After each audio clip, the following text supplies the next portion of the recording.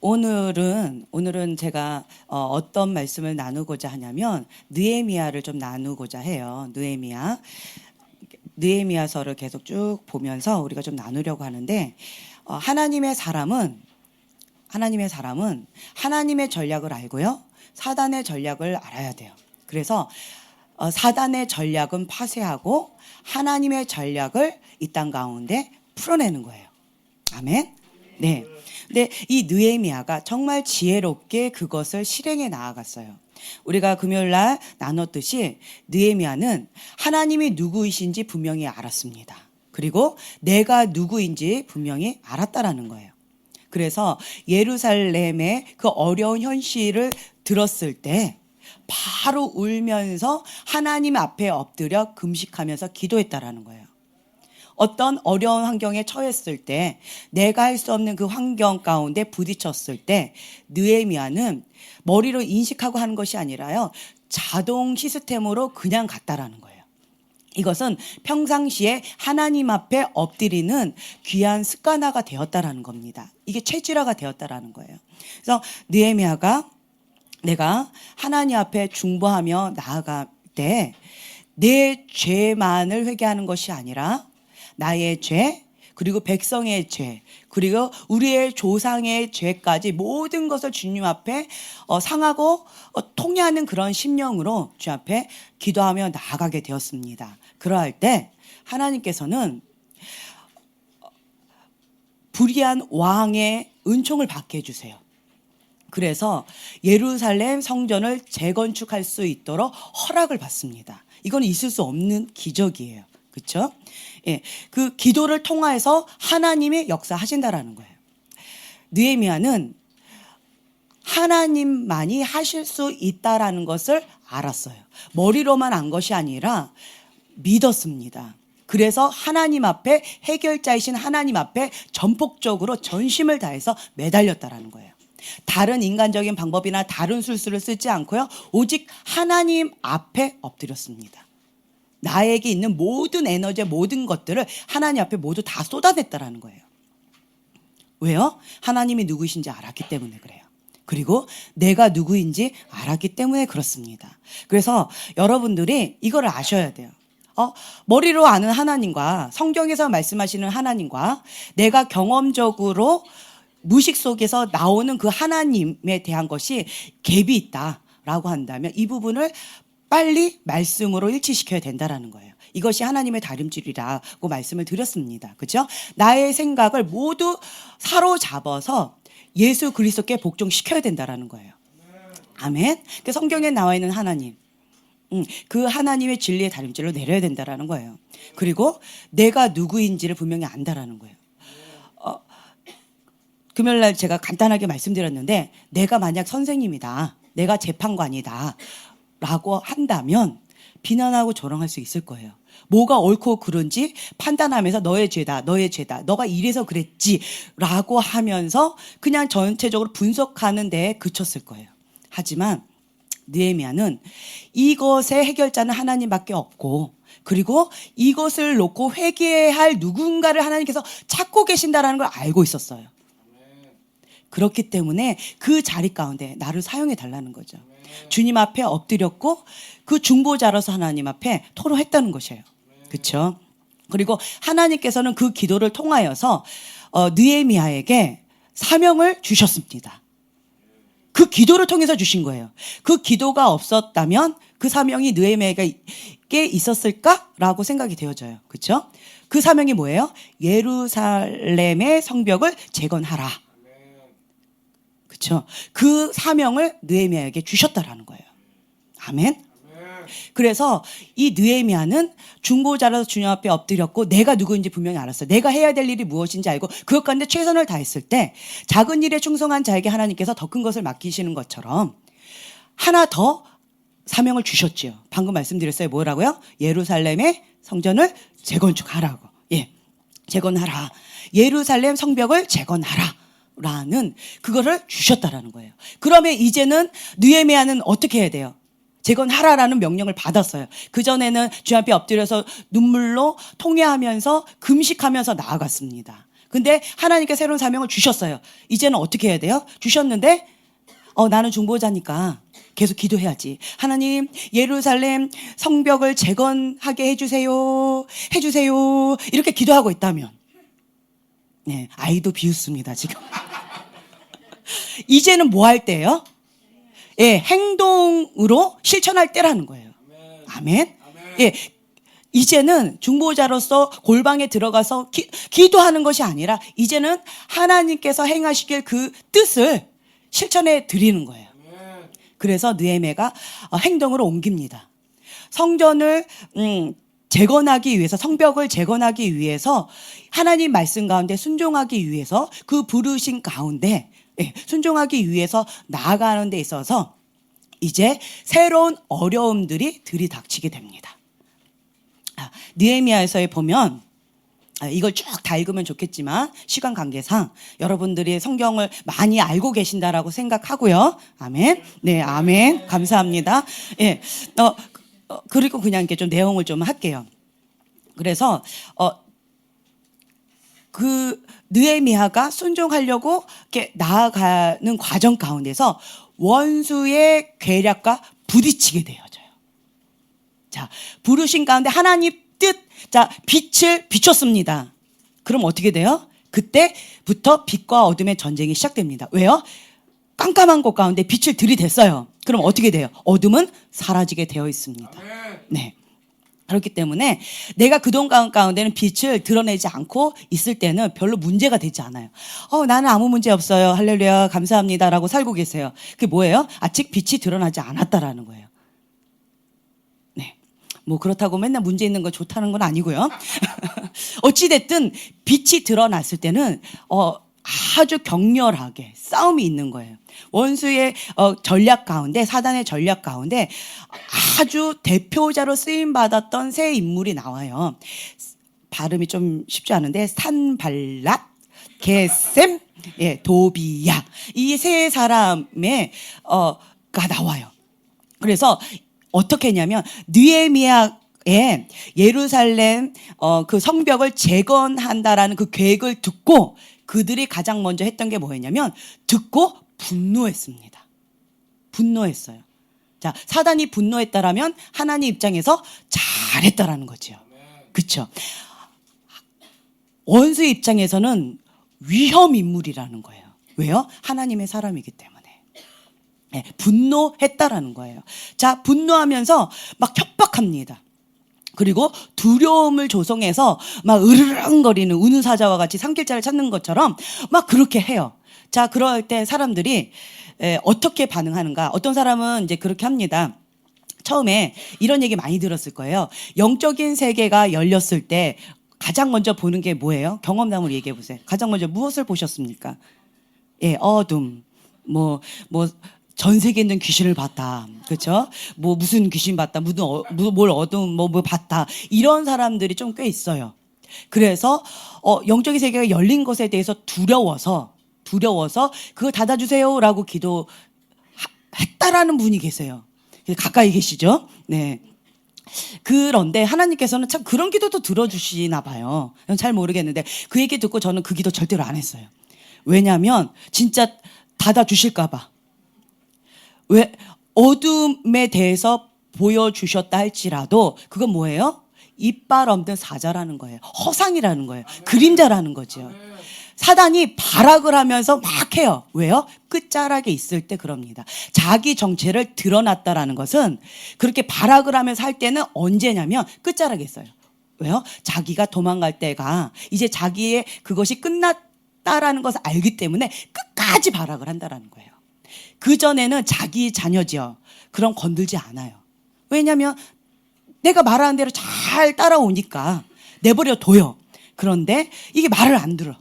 이제 그러면 이렇게 달래기도 하고 유혹도 해보고 저렇게 해보는데 마지막에 막 위협을 주면서 으르렁거리면서 하는 그것은 끝자락에 됐다라는 거예요. 그래서 여러분 가운데 사단이 밤마다 찾아왔어요.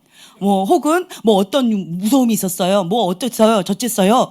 하면서 두려움을 준다. 기뻐하세요. 사단이 끝이 왔다라는 사인이에요. 허상이라는 거예요. 연기와 같습니다. 큰 그림자와 같다라는 거예요. 우리를 전혀 해할 수가 없다라는 거죠. 그때 무엇을 사용해요? 예수님의 이름의 권세를 사용하라는 거예요. 예수의 이름으로 떠나가라! 라고 하면 휙! 연기처럼 정말 사라지게 됩니다. 그리고는 이제는 더 이상 이렇게 해하지 못하는 거예요. 네. 그래서 두려움을 줄 때 기뻐하세요. 두려워서 막 떨지 마시고요. 그래서 온전한 사랑은 두려움을 내어 쫓는다라고 했습니다. 네. 그걸 이제 인식하시면 되고요. 그러니까 이 사람들이 느헤미야를 막 이렇게 협박도 해보고 분노도 해보고 두려움을 조성해보기도 하고 막 여러 가지 전략들을 썼다라는 거예요. 근데 이 사단의 전략 가운데 우리가 이거를 보면서 알 수 있는 게 뭐냐면 첫 번째는 두려움을 줬다라는 거죠. 분노했고 두려움을 줬다. 자, 그랬고요. 이제 두 번째 전략이 있는데 왜 이런 사단의 전략이 있는가라고 했을 때 사단은 무엇을 원할까요? 하나님의 계획은 방금 뭐라고 그랬어요? 예루살렘 성벽을 재건하라. 그것이 하나님의 뜻입니다. 하나님의 전략이십니다. 그렇죠? 하나님 뜻이에요. 자, 그런데 사단의 전략 그걸 뭐 여러 가지 지금 오늘 좀 나누려고 하는데 왜 사단이 이런 전략을 가지고 체계적으로 이렇게 할까요? 이유가 뭘까요? 그렇죠. 결국은 뭐냐면 하나님의 계획과 하나님의 뜻을 이루지 못하고 패배하게끔 무효화하게끔 하기 위해서 사단이 그렇게 발악을 하는 거예요. 그래서 어떤 전략이 있다 이거를 모른다 할지라도 뭐 하면 돼요? 뭐 하면 돼요? 하나님의 뜻을 이루어내기만 하면 된다라는 거예요. 나는 영적으로 무뎌서 잘 모르겠어요. 괜찮아요. 하나님 뜻만 알면 돼요. 차라리 무뎌도 괜찮아요. 사단이 이렇게 건드려요. 난 무뎌서 이거 언제 건드렸어? 괜찮아요. 그렇죠? 민감한 것보다 난 것 같아요. 사단이 뚝 때렸어요. 하고 쓰러져 버렸어요. 그리고는 하나님 뜻을 못 이뤘어요. 이것보다 차라리 뭐 영적으로 무뎌도 괜찮은 것 같아요. 그냥 해내면 돼요. 무엇을? 하나님의 뜻과 계획을. 이게 우선이라는 거예요. 이해가 되셨죠? 자, 한번 좀 지켜볼게요. 이거 쭉 나눠볼게요. 두 번째 사단의 전략은 뭐냐면 조롱하는 거예요. 비난의 화살을 쏘는 거죠. 지금 여러 가지로 지금 우리나라를 이렇게 봤을 때도 막 비난하고 조롱하고 막 가진 헌담을 합니다. 그리고 연예인들을 가지고도 막 헌담을 해요. 연예인들이 막 이렇게 인기가 있다가 뚝 떨어져서 비난과 조롱 가운데 있을 때 막 이렇게 나쁜 일들을 많이 한대요. 마약을 한다든가 아니면 자살의 어떤 그런 유혹을 느낀다든가 이런다라는 거예요. 그만큼 이 비난의 화살 조롱이 사람을 너무 힘겹게 한다라는 거죠. 예. 그래서 지금 정치인들 뭐 대통령을 놓고 비난하고 조롱하는 것은 하나님 방법이 아니에요. 우리는 어떻게 해야 돼요? 느헤미야와 같이. 예. 니제 내제 따질 거 없이 우리나라가 먼저 살아야 됩니다. 네, 나라가 먼저 살아야 돼요. 그렇기 때문에 나의 죄, 백성의 죄, 그리고 대통령의 죄, 우리나라의 죄, 조상죄까지도 주님 앞에 느헤미야처럼 책임감을 가지고 회개하면서 나아가야 된다라는 거예요. 그럴 때 하나님께서 새로운 전략을 주셔요. 예루살렘 성벽을 재건하라. 기적이 일어나는 거죠. 네. 그런데 하나님께서 이런 사명을 주셨을 때는 하나님의 뜻을 이렇게 계획을 주셨을 때는 무슨 의미가 있어요? 하나님의 사람이 순종하면 그대로 이루겠다라는 거예요. 아멘? 예, 이루겠다라는 거예요. 그러니까 그것을 붙잡고 우리는 계속 나아가야 된다라는 거예요. 그래서 조롱과 비난, 그때 릭 조이너의 책을 보니까 이렇게 뭐 삥 둘러가는 것도 있고 뭐 이렇게 하는 것도 있는데 지름길이 있대요. 그 지름길을 어떤 다른 사람 모든 사람들이 막 그 지름길로 가면 빠른데 거기를 못 지나간대요. 그런데 어떤 한 작은 소녀가 여기를 지나갔대요. 그래서 통과했대요. 근데 이 지름길이 뭘까요? 방금 말씀드렸는데 비난이에요. 이 비난을 통과했을 때 지름길로 간다라는 거예요. 그 얘기를 듣고 그게 지름길인가라고 생각했는데 그만큼 이것이 쉽지 않다라는 거죠. 혹은 귀를 막아버리면 돼요. 그리고 주님 바라보면 돼요. 그래서 이 비난의 화살 가운데 마음을 빼앗기지 않는 것. 마음을 빼앗기지 않고 마음을 지키면서 마음 가운데 평강을 유지하면서 하나님을 바라보고 하나님께서 나에게 주신 그 사명과 부르심을 그냥 묵묵히 일하는 거예요. 묵묵히 바보 이반처럼 그 이야기 아시죠? 그것처럼 그냥 묵묵히 그냥 나가는 거예요. 그래서 이 조롱을 하는 이유는 뭐냐면 분열시키는 거예요. 이간질시키는 거예요. 그래서 그 기능을 약화시켜가지고 서로 간에 의심하게끔 만들고 불신을 쌓게 만드는 거예요. 예. 그게 조롱하는 거예요. 누가 날 욕했어? 너 아니야? 쟤인가? 이렇게 막 어렵게 한 게 누굴까? 저기 보니 수근거리는 거 보니까 내 욕하는 거 아니야? 이렇게 의심하게끔 만들고 분열시킨다라는 거예요. 바벨탑이 왜 막 쌓다가 왜 못했어요? 예, 언어가 하나 되지 못해서 분열되어 버렸죠. 네. 그런 것처럼 뭔가 우리가 열심히 뭔가 합력해서 선을 이루면서 나아가면 뭔가 이루어져요. 나쁜 거든 좋은 거든. 그런데 마음이 하나가 되지 못하면 이룰 수 없다라는 거죠. 그러니까 사단이 두 번째 분열시키기 위해서 이 조롱을 비난을 그래서 마음을 무너뜨리는 거죠. 그래서 마음을 상하게 하는 거예요. 그래서 마음이 상하면 저 사람이 좋다가도 저 사람 나한테 마음 상하겠어. 그럼 어떻게 돼요? 예, 참 어렵지요. 이게 관계에 어려움을 준다라는 거죠. 두 번째 이렇다라는 거예요. 근데 세 번째는 뭐냐면 혼동과 속임이에요. 왜 그러냐면 음모를 꾸미는 이 원수는 뭐냐면 잘못된 길에 빠지게 하려고. 하나님의 주신 분명한 목적이 있어요. 그것을 향해서 막 전력 질주를 하면서 막 달려가면 그러면 하나님의 뜻이 이루어지게끔 되어 있습니다. 사단이 그걸 아는 거예요. 그래서 어떻게 해요? 이렇게 딴 길로 가게끔 만드는 거예요. 잘못된 길로 빠지게끔 만드는 거예요. 그죠? 하나님의 사람이 하나님 뜻 가운데 부르심 갖고 막 나가야 되는데 유혹이 옵니다. 배고프지? 이거 좀 먹고 가. 뭐 이렇게. 그러니까 성경에 보면 젊은 선지자가 거기서 주는 것도 아무것도 먹지 말고 바로 이렇게 와라라고 했는데 이게 그 노인의 그 선지자가 아니다 하나님이 나한테 먹어도 된다 했다 먹으라 그렇게 했어요. 그래서 이 순진하게 별로 좋은 거 같지는 않아요.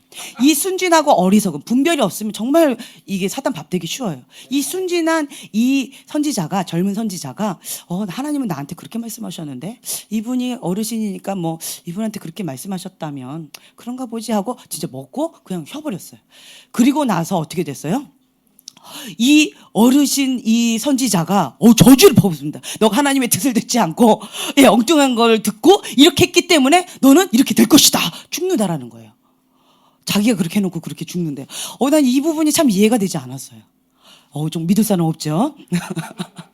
그러니까 분별이 정말 그래서 중요하다라는 거예요. 무엇이 진리인지 무엇이 참된 것인지 잘못된 것인지 미혹하고 혼동케 했어요.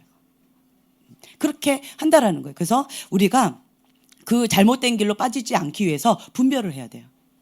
하나님께서 나에게 주신 그것이 있다면 나아가야 된다라는 거죠. 그래서 이런 것들이 있고요. 그래서 흔들림 없이 하나님 앞에 나아가는 느헤미야의 모습을 우리가 이 성경 말씀에서 쭉 볼 수가 있고요. 네 번째는 뭐가 있냐면 이 사단의 전략. 관계를 통해서 사단이 틈을 타요. 인간적인 관계, 인간적인 마음, 정 이런 거 갖고 해요. 그러니까 어떤 분 같은 경우는 좋은 말이에요. 근데 인간적인 위로가 있는 경우 있어요. 그러니까 유혹을 받아요. 저 같은 경우도 어떤 분이 어떤 사건을 통해서 사단한테 이렇게 사로잡혔어요.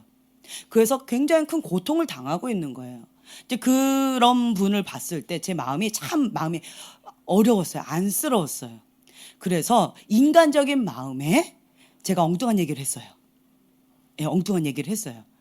왜냐하면 그 죄책감에서 빠져나오게끔 하고 싶은 그 인간적인 마음에 이 죄책감에서 빠져나오면 좀 마음에 좀 죄책감이 없으니까 조금 자기 정죄에 너무 심하게 빠져 있더라고요. 그래서 거기서 빠져나오게끔 하고 싶은 인간적인 마음에 어떤 마음? 하나님이 주신 마음이 아니었어요. 인간적인 마음에 제가 이렇게 인간적으로 이렇게 접근해 들어갔어요. 그랬더니 이분이 막 울다가 갑자기 이렇게 하면서 아닌데요? 이러는 거예요. 아닌데요? 그거 사실이 아니에요. 사실은 제가 거짓말했어요. 라고 하면서 너무 솔직하게 얘기를 해주는 거예요. 네.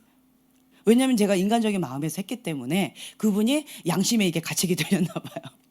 근데 그때 제가 마음 가운데 내가 인간적으로 했었는데 이제 그런 마음을 이렇게 준 적이 있어요. 그런 유혹이 있을 때가 있어요.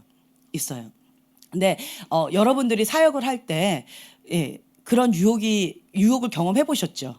예, 경험 많이 해 보셨을 거예요. 그래서 그 부분에 있어서 하나님의 뜻이 아닌데 인간적으로 위로해야 된다라는 그런 거짓된 부담감 가운데 자꾸 위로만 하려고 그러고 괜찮아. 잘못된 거예요. 잘못했어요.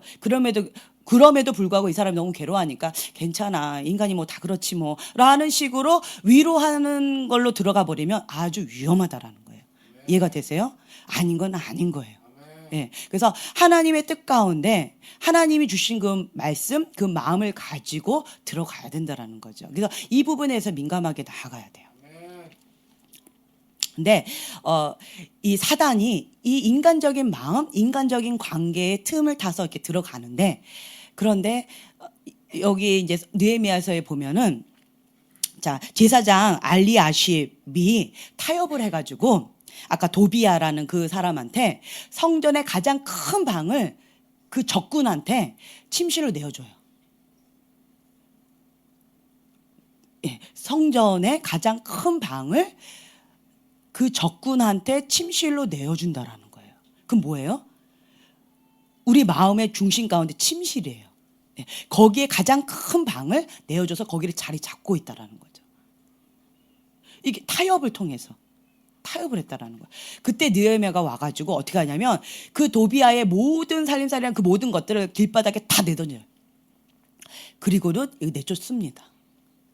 허용을 하지 않는 거예요. 타협을 하지 않는 거예요. 그리고 참 신기한 게요. 축사 사역할 때 여러분 이런 거 경험해 보셨을 거예요. 축사 사역할 때 그 악한 그 영이 처음에는 막 위협도 하고 막 무섭게도 하고 이러다가 이제 이게 안 통한다 그러지요. 그럼 어떤 걸 한 줄 아세요? 예, 불쌍한 척해요. 이렇게 해요. 정말 뭐 장화씨는 고양이 거기서 나오는 그 만화 캐릭터 보면 굉장히 불쌍한 눈 깜빡깜빡거리면서 하는 거 있죠. 그러한 불쌍한 표정을 하면서 나도 뭐 사실은요 이랬어요 이러면서 완전 태도 확 바꿔버려요. 그때 사단을 불쌍히 여기면 안 돼요. 불쌍히 여기면 안 돼요. 원수에게는 자비를 베풀어서는 안 된다라는 거예요. 예, 그래서 다 내쫓아 버리는 거야. 하나도 남김없이 다 내쫓아 버렸습니다. 성전 밖으로 길바닥에 다 내쫓아 버렸어요. 느헤미야가 그렇게 했다라는 거예요. 우리 이렇게 해야 된다라는 거죠. 그래서 어떤 마음속에 덫을 놓는 그것을 허용해서는 안 된다라는 거예요. 그래서 우리가 이런 것들이 있고요. 그래서 세상을 사랑하는 것과 하나님을 사랑하는 것 이 두 개가 공존할 수 없어요. 세상과 타협하면요. 이게 마음의 덫 가운데 걸리는 거예요. 여러분 이걸 아셔야 돼요. 예. 다섯 번째는 이렇게 표현을 뭐라고 했냐면 마귀화라고 되어 있어요. 헬라어에 참 발음이 어렵던데 다이모니 발음 열심히 연습했는데 대충 그냥 알아들으세요. 다이모니조메이라는 거예요. 헬라어로. 이거를 이제 그대로 번역을 했더니 이게 마귀화라고 이제 해석을 했다라는 거죠. 근데 이제 이게 뭐냐면 어떤 뜻이냐면 마귀의 영향을 받았다라는 거고 마귀의 지배에 의해서 움직인다라는 거예요. 예, 이게 다섯 번째 전략이에요. 사단의 다섯 번째 전략인데 이제 이거는 뭐냐면 이 마음 사단은요 그 어떤 한 번 이 사람의 죄를 짓는 거에 포커스가 있지 않아요. 정복하기를 원해요. 예, 정복하기를 원해요. 외적인 공격, 내적인 공격을 통해서 사로잡기를 원해요. 왜요? 죽이고 멸망하기 위해서. 예, 끝을 보는 거죠. 예, 이래서 이 사단은요. 마음을 빼앗기면 모든 거 다 빼앗긴다라고 잠언서에 나와 있는 것처럼 여러분들이 아셔야 될 부분이 내 마음을 지켜야 돼요. 그러니까 성숙과 미성숙을 제가 뭐라고 표현했죠? 마음의 평강을 유지하는 자. 근데 이 마음의 평강을 유지하지 못하고 어느 날은 확 이걸 조울증이라고 하는데 이런 사람들은 자칫 잘못하면 참 많이 위험해요. 정신분열까지도 있을 수가 있어요. 참 어려워요. 이게 사단의 공격에 의한 건데 주로 뭐예요? 마음을 빼앗기는 거예요. 생각을 빼앗기는 거예요. 예. 그래서 이런 부분에 어려움을 당하고 있다면 이 마음을 지키기 위해서 부단히 애를 써야 되는데, 이 생각의 영역 가운데서는 말씀에 사로잡히지 않으면 이 공격을 이겨낼 수가 없어요. 네. 여러분 이제 생각의 공격, 뭐 5만 가지 잡다한 생각으로 막 한다라고 했는데, 이 생각의 공격이 있을 때는 24시간 365일 말씀으로 계속 들어야 되고요. 그리고 계속 그것을 암송해서 나의 머리 가운데 나의 생각을 오직 말씀으로. 예수님께서는 사단이 공격해 올 때 뭐로 대적하셨죠? 예, 말씀으로 대적하셨어요. 그렇기 때문에 이 생각의 공격 가운데는 다른 방법이 없더라고요. 예, 말씀을 대적해야 돼요. 그래서 생각을 말씀으로 사로잡아야 돼요. 예, 그렇잖아, 이렇잖아 라고 했을 때 아니야, 말씀은 이거야 라고 하면서 말씀으로 대적을 해야 된다는 거죠. 그리고 마음의 공격이 있을 수가 있어요. 마음이 이 사람이 뭐라고 툭 했어요. 아파. 저 사람 툭 했어. 이렇게 되어지는 경우가 있어요. 여기에 전신갑주를 입어야 돼요. 예, 보호해줘야 돼요. 보호해주지 않고 이게 그냥 부드러운 그대로 이렇게 드러나 버리면 아주 사단 밥 되는 거예요. 이 마음이 쑥대밭이 돼버려요. 그러니까 착한데 분별이 없으면 사단 밥 되기 너무 쉬워요. 이해가 되세요? 그래서 나는 쉽게 상처받아요. 이거를 잘 지키지 못해서 그래요.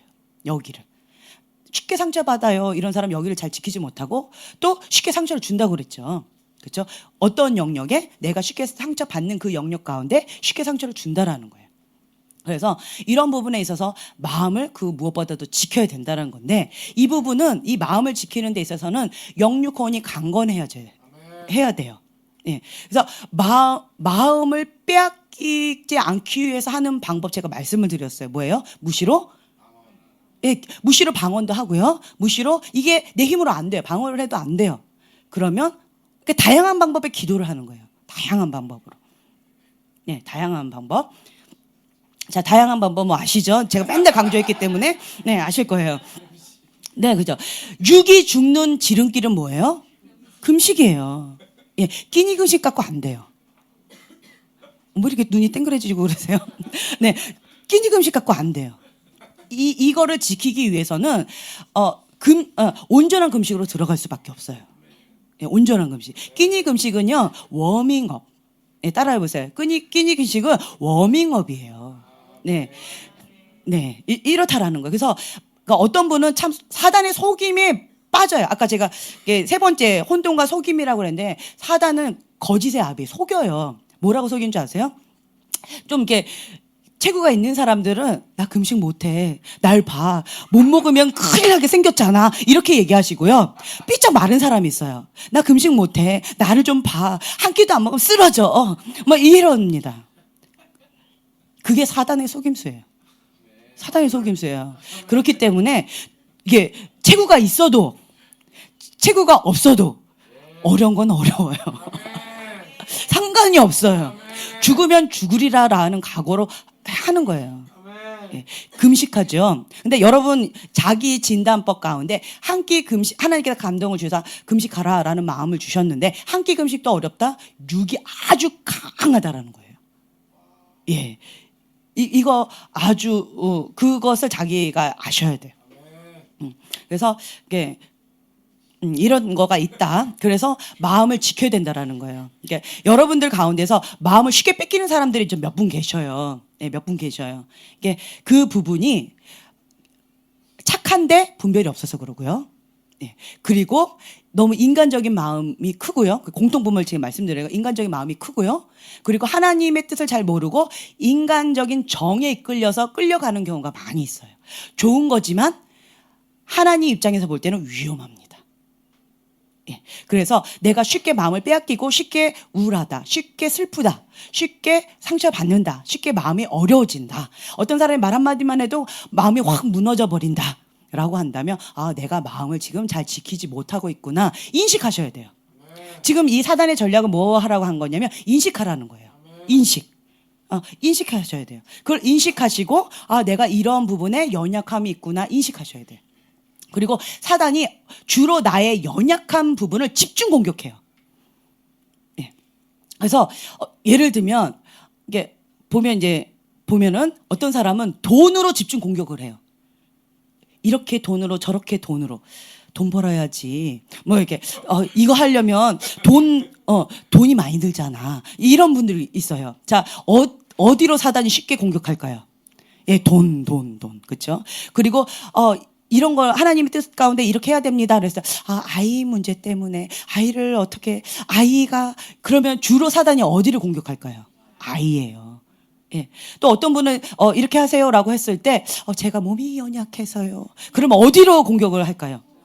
예, 자기의 건강을 놓고요. 죽음의 영 가운데 두려움을 줘요. 죽을까 봐. 예, 이런 게 있어요. 안 죽어요. 안 죽어요. 그 허상이라니까요. 네. 그리고 이렇게 봤을 때 그냥 자매고 형제인데 하고 이렇게 음흉한 눈빛을 자꾸 보게 된다. 저 사람이 날 꼬시려고 그래. 저 사람이 날 어떻게 하려고 그래. 자꾸 성적인 유혹 가운데 그런 눈으로 보게 되고요. 그런 걸 자꾸 느껴요. 그 뭐예요? 예, 성의 유혹을 받고 있는 거예요. 사단이 어느 쪽을 집중 공격하겠어요? 뭐 이렇게 말을 못하고 그러세요. 예, 성적인 부분에 집중 공격한다라는 거예요. 왜요? 그 부분이 연약하다. 그 부분, 그러니까 딱 건들면 한 방에 끝나는 영역이 있어요. 그거를 딱 건드는 거죠. 그러면 이렇게 무너져 버리니까.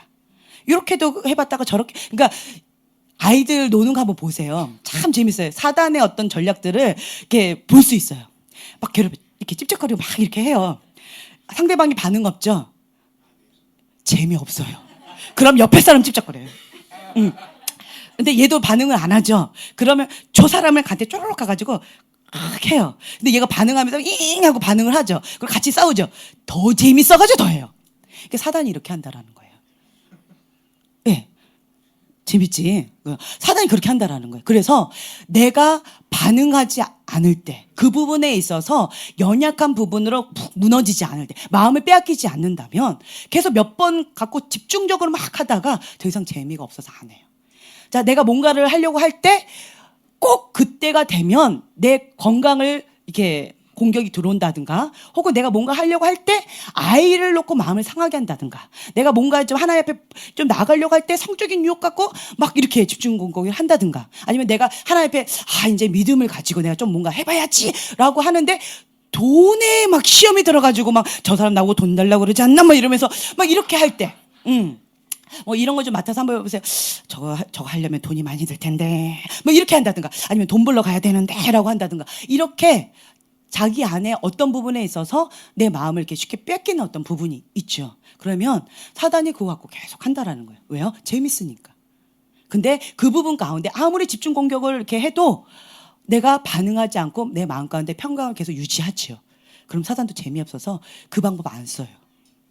참 재밌어요. 여러분 경험해 보세요. 제가 간증했었어요.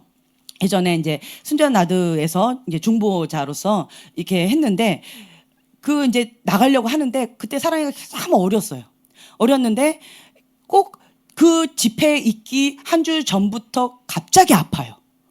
그래서 집회 자체를 참석을 못 하는 거예요. 예. 그리고 그 다음 집회 때 또 이제 참석하려고 했는데 꼭 그때 갑자기 아파요. 열이 막 고열이 나고 병원에서는 이렇게 내비두면, 애를 이렇게 방치했냐고 막 혼내면서 이대로 내버려 두면 응급실로 실려와야 된다고 막 겁을 많이 주더라고요. 근데 제가 이거를 이렇게 봤을 때 이거 영적인 거다. 내가 이 부분에 있어서 인식하지 못했구나. 예, 인식하지 못했구나. 이거는 내가 죽으면 죽으리라. 진짜 어떨 때는요, 좀 극단적일 때가, 사랑아, 우리 중보자다. 너도 중보자고 나도 중보자다. 그렇기 때문에 우리 중보하다가 죽으면 순교다. 그래서 응급실로 만약 실려가도 우리 가자, 이런 마음으로요 제가 그냥 갔어요. 고열이 막 심하게 한 38도 계속 떨어지질 않는 거, 약을 먹어도. 그런데 그냥 데리고 그냥 무조건 갔어요. 그런데 참 신기한 일이 일어났어요. 언제 아팠냐는 듯이 놀고 있어요. 그 다음부터 어떤 집회가 있어도 안 아파요. 참 신기하죠. 그러니까 내가 어떻게 반응하느냐에 따라서 사단이 그렇게 한다는 걸 제가 깨달았어요. 그러니까 반복되어진 어떤 게 있어요. 여러분한테 어떤 뭐가 하나님의 큰 은혜가 있는 뭐 장소가 있다, 집회가 있다, 어떤 뭐가 있다라고 했을 때 꼭 환경적으로 그 집회에 못 가게끔 하는 어떤 갑자기 일이 막 바빠진다라든가, 아니면 집안에 어떤 일이 있다든가, 아니면 내 마음 가운데 누구랑 싸워서 상해버린다든가, 그리고 저게 너무 가기 싫다든가, 그럼 어떻게 해야 돼요? 예, 만사 다 제쳐놓고 무조건 가야 돼요. 너무 가기 싫어. 왜요? 내 안에 있는 그 어떤 것이 붙잡는 거예요. 왜요? 떠나가니까. 떠나가야 되니까 거기 가면 자기가 떠날 수밖에 없으니까 가지마, 가지마 이러는 거죠. 거기에 눌려가지고 안 가게 되면 힘겨운 거예요. 이제 이게 반복적으로 일어나는 어떤 것 가운데 인식하시라는 거예요. 이해가 되세요? 그러니까 사단의 전략 가운데 이런 것들이 있다. 그래서 가장 뭐예요? 마음을 빼앗기지 않는 거. 그래서 그러니까 느헤미야가 했던 방법은 뭐냐면 내가 하나님이 누구이신지 그리고 내가 누구인지 분명히 알고요. 정체성이 분명히 섰고요. 그 다음에 내가 해야 될 일을 분명히 알았어요.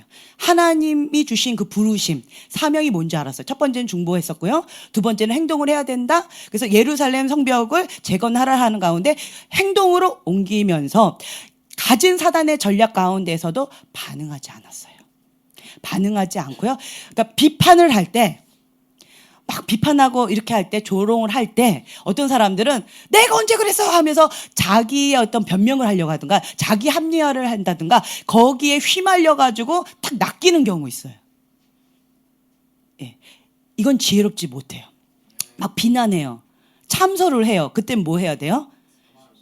네. 하나님 앞에 엎드려야 돼요. 시무이 제가 많이 말씀드렸잖아요. 주님 앞에 그냥 상하고 통회하는 심령으로 십자가 붙잡고 골방에 들어가서 그냥 통회하면서 우는 수밖에 없어요. 주님 나를 불쌍히 여겨달라고. 주님 나를 용서해달라고. 하나님 내가 어떤 부분에서 연약해서 하나님께서 그렇게 허락하셨겠죠. 하나님 나를 용서해 주시고 불쌍히 여겨주세요. 주님 나를 불쌍히 여겨주세요 하고 그냥 통회하면서 주님 앞에 엎드릴 수밖에 없어요. 근데 거기다 대고 야 너만 뭐 나만 그랬냐 너도 그랬잖아 뭐 이러면서 하면 이게 이제 걸려드는 거예요. 이 느헤미야는 그럴 때 분리시켜버려요. 상대방이 자기를 비난하고 왕을 반역하는 거 아니냐 막 이러면서 왕의 신하인데 총애를 받는 신하인데 그게 가장 치명적인 비난이겠죠. 이 반역죄로 왕의 마음을 확 이렇게 변하게 할 수도 있는 그런 비난이었어요. 그런데 느헤미야는 그때 탁 분리시켜버려요. 탁 거절해버립니다. 예, 단절시켜버린다라는 거예요. 그러니까 이러한 것들을 그러니까 여러분들의 지혜를 가져야 되는 거예요. 어떤 부분에 있어서 내가 계속 전쟁하면서 이렇게 나아갈 것인가, 혹은 내가 후퇴하면서 이거 좀 분리시켜야 되는 것인가, 이거 지혜를 가져야 돼요. 그때 상황에 따라서. 예. 그래서 제가 사람들한테 그 얘기를 했어요. 성경에 있어서 지혜의 장은 뭐라고 얘기해요? 잠언이라고 합니다. 그래서 이 30장까지 이렇게 쭉 나와 있는 30장까지 나와 있는데 그 매일매일 그 잠언을 묵상하게 되면 지혜가 막 생겨요. 그래서 제가 이제 우리 팀들한테 잠언을 매일같이 올리라고 했어요. 열심히 성실하게 하시는 분도 있고요. 아직까지도 안 올리는 사람도 있고요. 뭐 여러 가지가 있는데 과거에 이렇게 쭉 제가 이렇게 볼 때요. 이제 어저께도 이렇게 좀 봤는데 참 재밌었어요. 쭉 이렇게 썼는데 본인은 막 나는 아직도 지혜가 없는 것 같고 어려운 것 같아요. 막 이렇게 썼는데 근데 과거에 한 뭐 1, 2년 전에 한 몇 달 전에 본인이 쓴 잠언의 큐티를 한번 보시고 지금 하고 있는 큐티를 보시면 완전히 많이 달라졌어요. 과거에는 자기 묵상이었는데 지금은 하나님 안에서의 나의 모습을 다듬어가는 그런 묵상으로 바뀌어버렸어요. 이게 점진적으로 되어졌다라는 거죠. 처음에 이렇게 됐을 때는 견적이 안 나왔어요, 좀. 근데 지금 이 모습을 봤을 때 하나님은 정말 불가능이 없으신 분이시구나. 근데 이걸 느꼈어요. 하나님 하시구나. 그러니까 잠언서예요.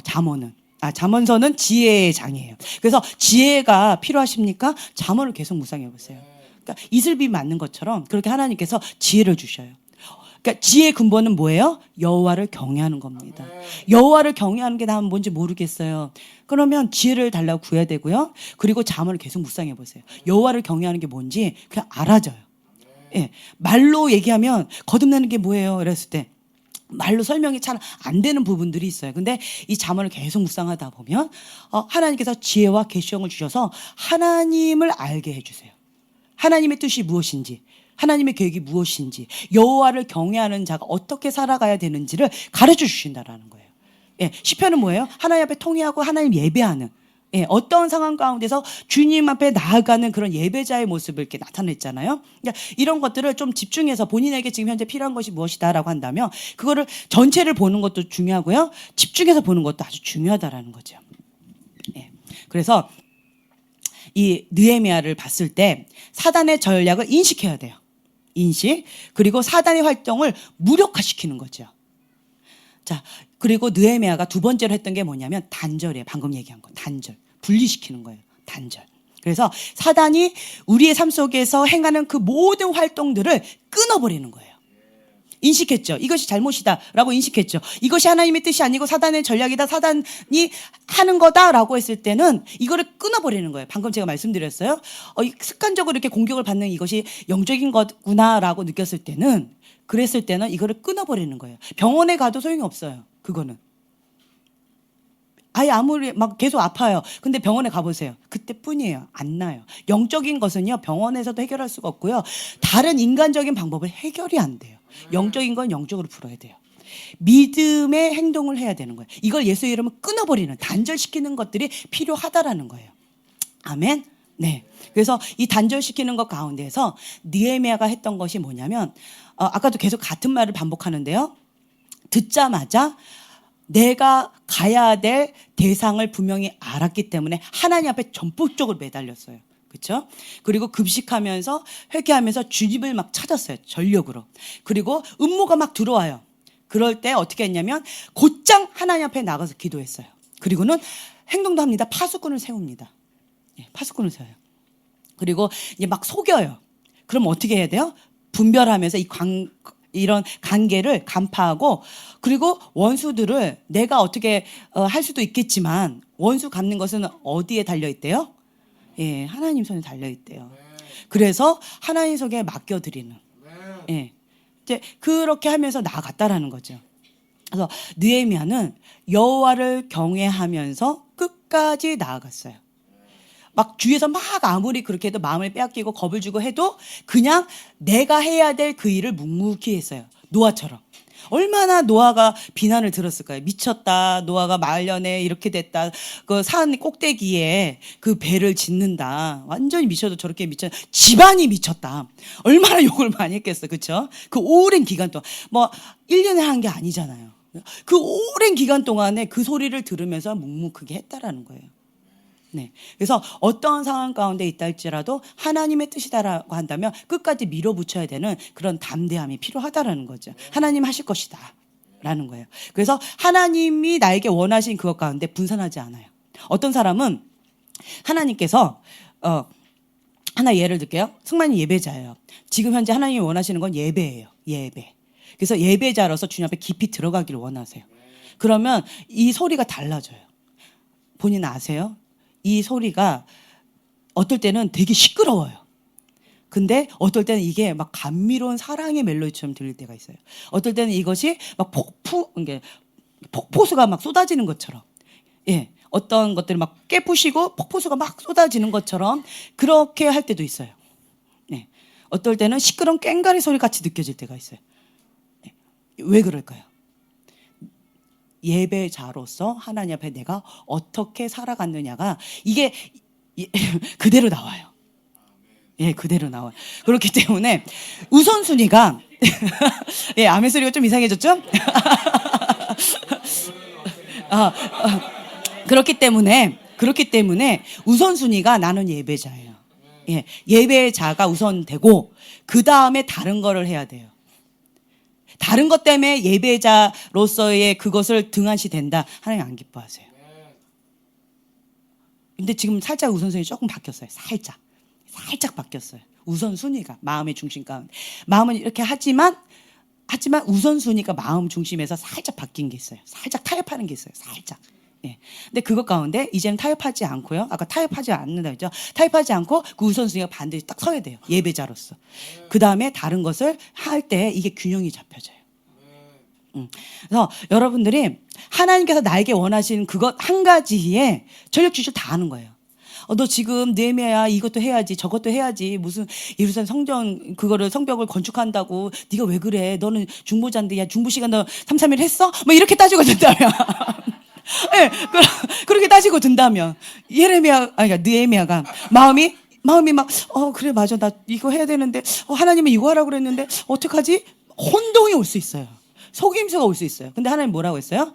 예, 이거 하라고 한 거예요. 그럼 이거가 우선순위 되고 그 남은 시간에 그 다음에 이제 내가 해야 될 여러 가지를 해야 된다는 거예요. 이해가 되세요? 네. 그래서 그런 부분에 있어서 여러분들이 하나님이 지금 나에게 원하시는 그것이 무엇인지 알아야 된다고 제가 얼마나 강조를 했어요. 그렇죠? 네, 엄청 강조했어요. 그래서 그러니까 여기 이게 부부들도 계시는데 대부분의 부부들 가운데 아내의 고민이 뭐냐면 남편을 바라볼 때, 네. 갑자기 막 입술을 꽉 무시는 몇 분들이 계시는데 앞에 다 보여요. 그리고 막 눈물 글썽글썽거려서 나를 쳐다보시는 몇 분들이 계시는데, 네, 그냥 그래요.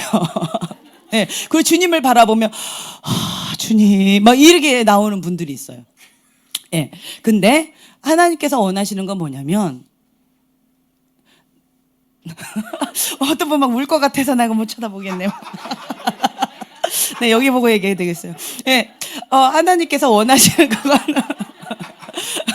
네, 하나님께서 원하시는 그거는 지금 아내는 뭐예요? 그렇죠. 성경에 뭐라고 나와 있어요? 돕는 배필인 거예요. 예. 네. 남편분도 굉장히 행복해 하잖아요, 이거. 정죄하는 아내, 너무 똑똑한 아내, 나 잘난 아내, 살기 힘들어요. 막 교사 아내, 예, 바른 생활 아내, 너무 힘들어요. 이런 남편분들 좀 꽤 계세요. 근데, 아내는 돕는 배필이다. 그러면 갑자기 남편의 얼굴들이 좀 막 갑자기 막 굉장히 행복한 것을, 하고 막 웃음을 못 참으시는데, 예, 아내는 돕는 배필이라는 거예요. 그 연약한 부분을 내가 메꾸는 거예요. 예, 이 무너진 성벽을 재건하는 거죠. 막아서는 거예요. 그게 아내가 돕는 배필로서 행하는 거예요. 네, 굉장히 행복해하죠. 그렇기 때문에 이건 이제 성경적인 걸 제가 보편적으로 말씀을 드리는 거예요. 그렇기 때문에 그런 부분에 있어서 그래서 아내들이 대부분 눈물로 기도를 많이 합니다. 네, 눈물로 기도를 많이 하세요. 왜 여자들이 기도를 많이 하실까요? 네, 그 눈물 한 방울 한 방울들을 주님께서 참 감사한 거는 그 눈물 한 방울 한 방울들을 주님의 손을 이렇게 담아 주시는 경우 있어요. 내가 안다. 내가 너의 마음 안다. 주님 아무도 내 마음 몰라요. 막 이러는데 내가 네 마음 안다 하면서 그 눈물 한 방울 한 방울을 주님의 손을 이렇게 담아 주신다라는 거예요. 예. 그래서 이 여자들은 유약해요. 그렇죠? 아가씨들은 유약한데 아내들은 엄마들은 강인합니다. 아멘. 엄마들 화이팅. 네. 그래서 이런 부분에 있어서 내가 무엇을 해야 되는 자인지를 알게 되면 태도가 바뀌어져요. 눈이 바뀌어져요. 내가 남편을 봤을 때 바른 생활 FM의 아내의 역할로서 남편 어디 가서 이 정도는 해야지. 내 남편 어디 가서 꿀리면 안 되잖아. 그러니까 당연히 내가 해야지. 누가 챙겨주겠어? 이렇게 생각하면서 계속 막 이런다면, 예, 남편들이 그것 때문에 가장 힘들어한대요. 그런데 아내가 나는 이게 정죄하거나 비난하는 아내, 바른생활 FM의 이게 교사의 아내가 아니라 나는 돕는 배필이다. 그래서 남편의 어떤 연약한 부분을 막아서는 것이 나의 역할이다. 혹은 나의 사명이다까지 생각하면서 이제 이러면서 이렇게 사는 경우 네, 사는 경우 막 여러분들 많이 울 것 같아요. 막 표정들이. 네, 사는 경우 하나님께서 아신다라는 것이고요. 그 기도를 통해서 느헤미야 기도를 통해서 하나님이 역사하셨던 것처럼 기적을 만드셨던 것처럼 아내의 기도를 통해서 하나님께서 직접 다스리신다라는 거예요. 직접 행하신다라는 거예요. 아멘. 네. 그래서 내가 누구인지 알 때 태도가 달라져요. 눈이 달라져요. 바라보는 시각이 달라져요. 제가 과거에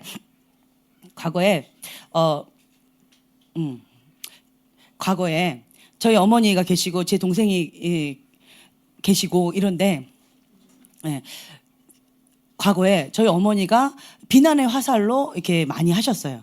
예. 그래서 종로에서 뺨 맞고 한강에서 이렇게 화풀이 한다라는 게 있죠. 그런 것처럼 저희 어머니가 저한테 모든 그러니까 화풀이를 저한테 많이 하셨어요.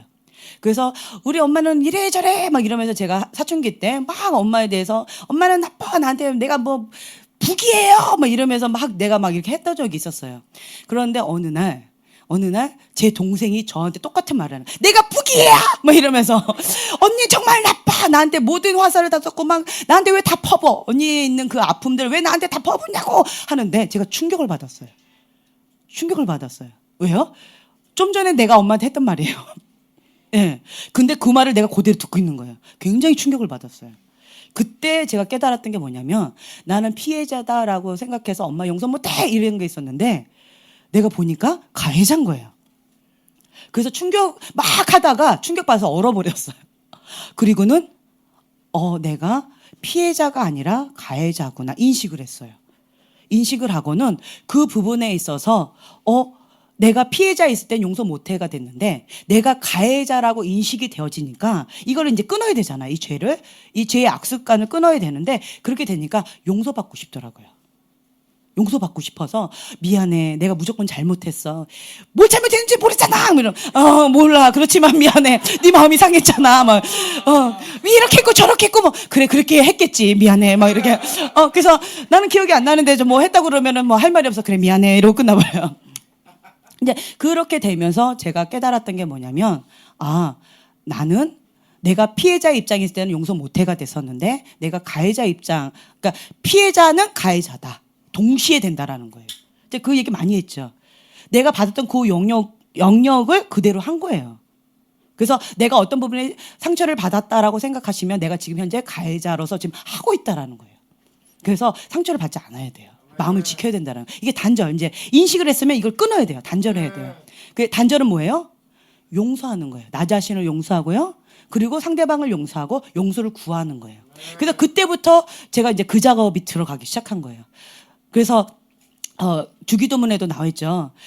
내가 용서한 것처럼 주님이 내 죄를 용서해 주신대요. 그리고 나는 1만 달란트를 용서함을 받았대요. 그런데 백데나리온을 용서를 못하고 있는 모습이 누구래요? 나라는 거예요. 그럼 어떻게 돼요? 그러니까 성경 구절에 나와 있죠. 무섭게 되어지잖아요. 그것처럼 빨리 여러분들 그걸 인식하셔야 돼요. 인식하시고 그래서 이걸로 이제 끊어버리는 이 단절시키는 그게 용서한다라는 거죠. 그리고 이 반복된 습관을 이제 더 이상 안 하는 거예요. 회개, 돌이키는 거죠. 완전히 돌이켜서 이제는 나의 생각을 하나님의 말씀으로 바꾸는 것, 회개, 그렇죠? 그래서 생각도 바꿀 뿐만 아니라 나의 행동과 말과 그 모든 것들을 사로잡아서 성경으로 확 바꾸셔야 되는 거예요. 완전히 돌이켜서 주님께로 가는 거니까. 죄를 향해서 가다가 완전히 뒤돌아서 하나님을 향해서 가는 게 회개인 거예요.